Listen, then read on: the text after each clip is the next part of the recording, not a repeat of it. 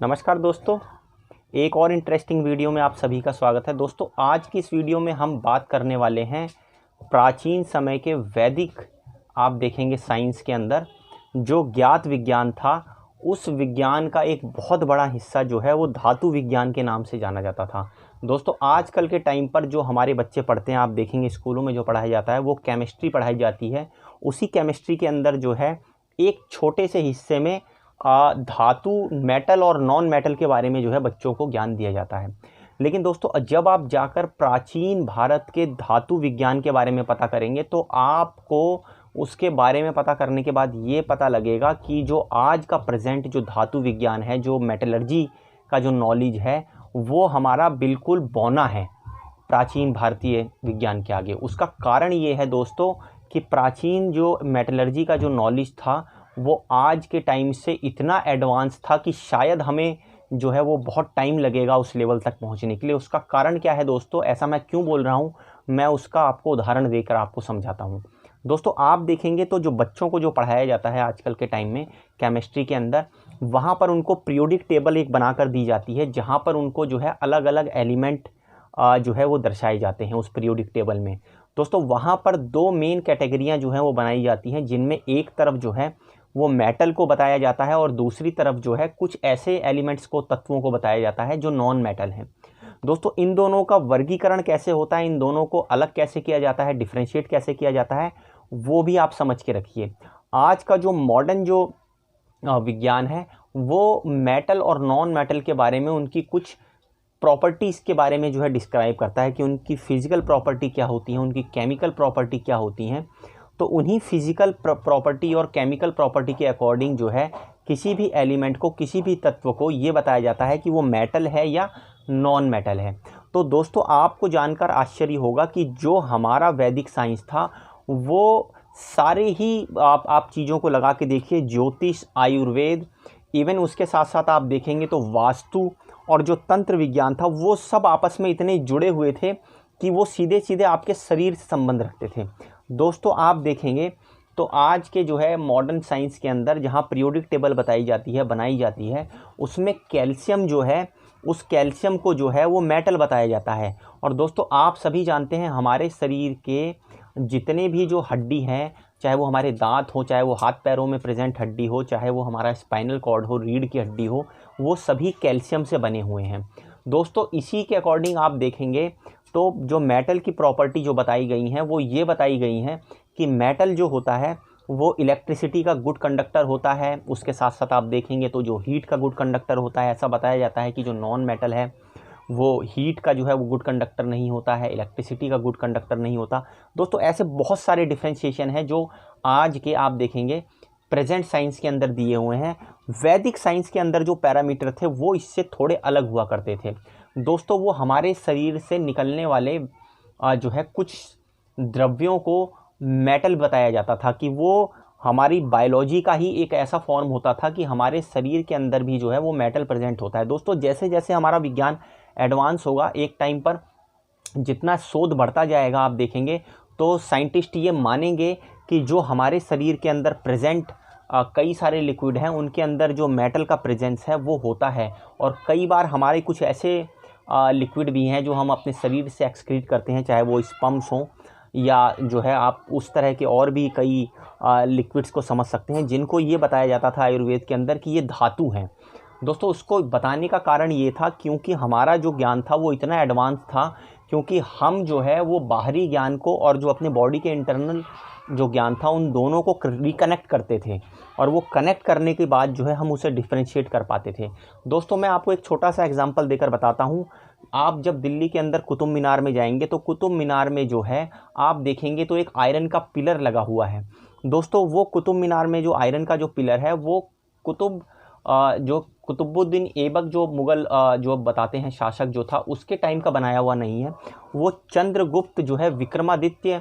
के टाइम का जो है उसको माना जाता है कि उन्होंने जो है तकरीबन जो है 2000 साल पहले उस जो है वो पिलर को वहाँ पर बनाया था। दोस्तों, उस आयरन पिलर की आप देखेंगे खासियत ये है कि आज की डेट में भी वो वैसा ही खड़ा हुआ है जैसा वो 2000 साल पहले खड़ा था। दोस्तों उसमें कोई जंग नहीं लगता है, और वो चाहे बारिश हो या किसी भी तरह का मौसम हो, वो आयरन पिलर आज भी वैसा ही खड़ा हुआ है, बगैर उसमें कोई रस्ट लगे, बगैर क्षय हुए। तो दोस्तों ये हमारे प्राचीन आप देखेंगे धातु विज्ञान का, मेटलर्जी का ही एक जो है वो पार्ट था कि उनको ये पता था कि आयरन के साथ किस किस दूसरे मेटल्स और नॉन मेटल्स को जो है कितनी क्वांटिटी में मिला दिया जाए कि वो जो आयरन की जो रस्टिंग होती है वो बंद हो जाए।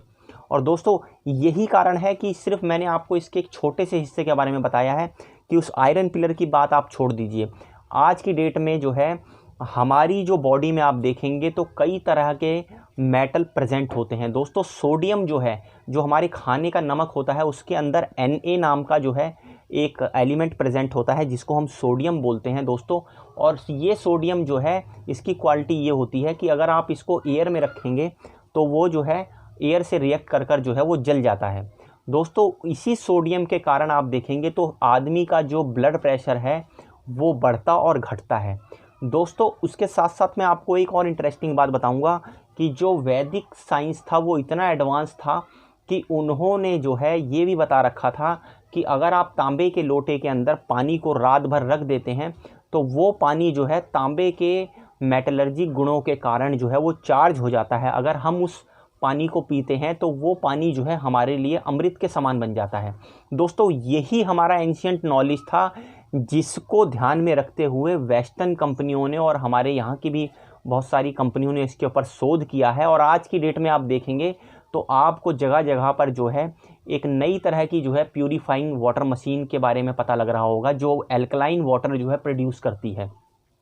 दोस्तों वो एल्कलाइन वाटर कैसे प्रोड्यूस करती है, क्योंकि उसके अंदर कॉपर की जो है वो रॉड लगी होती हैं जिनसे पानी जो है वो होकर गुजरता है। और दोस्तों वो चार्ज हो जाता है, जिनके बारे में क्लेम किया जाता है कि वो आपको लंबी लाइफ दे सकता है, आप ज़्यादा टाइम तक जो है वो जवान रह सकते हैं, आपके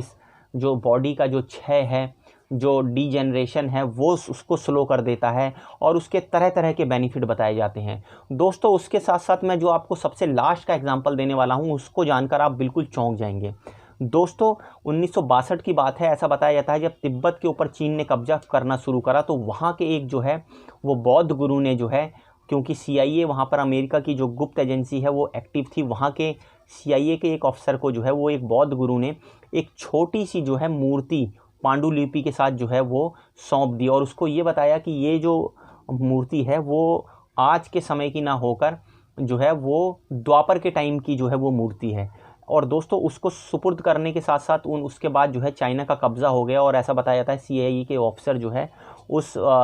धातु की जो बनी हुई मूर्ति थी उसको लेकर चले गए। दोस्तों उस धातु की मूर्ति को जो है आज के टाइम पे कल्प विग्रह के नाम से जाना जाता है। दोस्तों कल्प विग्रह के साथ जो है एक पांडुलिपि पड़ी हुई थी जिसमें उस मूर्ति के गुणों के बारे में बताया हुआ था। दोस्तों धातु से बनी हुई वो मूर्ति, उसके बारे में ऐसा बताया जाता है कि पांडुलिपि में ये लिखा हुआ था कि अगर तांबे के लोटे के अंदर आप पानी भरकर रख दें और उस मूर्ति को कुछ समय के लिए जो है उस तांबे के लोटे में जिसमें पानी भरा हुआ था उसके अंदर उस मूर्ति को डाल दिया जाए, तो उस तांबे के लोटे का जो पानी है वो अद्भुत रूप से चार्ज हो जाता था, और उस पानी को जो पिएगा, ऐसा बताया जाता है कि उस पांडुलिपि में लिखा हुआ था, तो वो सप्त आयु जो है उसकी तकरीबन वो सप्त आयु के बराबर जिएगा, मतलब 100 साल के बराबर उसकी ज़िंदगी जो है वो हो जाएगी। तो दोस्तों आप जो है सोचेंगे कि ये जो मैं बात कर रहा हूँ ये सही है या नहीं। आप इंटरनेट पे जाके इस बात को क्रॉस चेक भी कर सकते हैं। कल्प विग्रह के बारे में जैसे ही आप जाकर पढ़ेंगे, कोई बहुत पुरानी सैकड़ों साल पुरानी बात नहीं है, ये 1962 की ही बात है। अमेरिका ने भी इसके ऊपर दोस्तों यकीन मानने से जो है वो इनकार किया, और उन्होंने जो है अपने लेवल पर उस जो है मेटल की धातु को जो है जो मूर्ति थी उसको जो है परखना शुरू करा। दोस्तों ऐसा माना जाता है कि उसको बताया जाता है कि वो भगवान विष्णु की मूर्ति हुआ करती थी, और वो छोटी से आकार की मूर्ति थी मेटल की बनी हुई, लेकिन उसके अंदर जो है वो कई प्रकार की धातुओं को सम्मिलित करके उस मूर्ति को ऐसा बनाया गया था कि उसके कई चमत्कारिक जो है वो असर जो है वो मानव शरीर पर देखे जा सकते थे। दोस्तों उसके बाद बताया जाता है कि CIA ने अपने कुछ अफसरों को जो है वो उसी विधि के द्वारा जो है पानी प्रोड्यूस कर पिलाना शुरू किया जैसा वो पांडुलिपि में लिखा हुआ था, उस मूर्ति का उपयोग करके। तो ऐसा बताया जाता है कि कई सारे अफसरों को पानी दिया गया, तो सिर्फ वो अफसर जिनकी किसी एक्सीडेंट या किसी दुर्घटना में मौत नहीं हुई थी, बाकी के सारे अफसर जो है वो 100 साल के ऊपर ही तकरीबन जिए। और दोस्तों कुछ समय के बाद जैसे ही उनको इसके गुप्त जो है चमत्कारिक परिणामों के बारे में पता चला, तो उसके कुछ समय बाद जो है वो अमेरिका से खबर आई कि वो जो कल्प विग्रह नाम की जो मूर्ति थी वो दोस्तों चोरी हो गई है। दोस्तों आप अपने आप में देखिए, इतनी रहस्यमयी घटना हुई कि वो बताया जाता है CIA के पास से वो मूर्ति चोरी हो गई और जो है उसके बाद उस मूर्ति का पता नहीं चला। दोस्तों हमारा वैदिक साइंस वास्तव में इतना जो है वो डीप था और इतना जो है गहरा था कि उसके बारे में आप देखेंगे तो इतनी प्राचीन विद्याएं थी, इतनी गहरी विद्याएं थी, जो कई लोग ये सोचेंगे कि एलियन टेक्नोलॉजी से जो है संबंधित थी, लेकिन वो इतना विस्तृत ज्ञान था कि वो मानव शरीर को एक लंबी आयु प्रदान करता था, उसकी एफिकेसी बढ़ाता था और आदमी जो है वो लंबी उम्र के साथ साथ जो है स्वस्थ जीवन जीता था। महामारियों और बीमारियों का असर उसके ऊपर कम से कम होता था और उसके साथ साथ जो है वो ज़्यादा उम्र तक जवान रह पाते थे। दोस्तों आशा करता हूँ कि आपको ये वीडियो अच्छी लगी होगी। अगर अच्छी लगी है तो आप इस वीडियो को लाइक कीजिए, सब्सक्राइब कीजिए और ज़्यादा से ज़्यादा लोगों तक फॉरवर्ड कीजिए। धन्यवाद।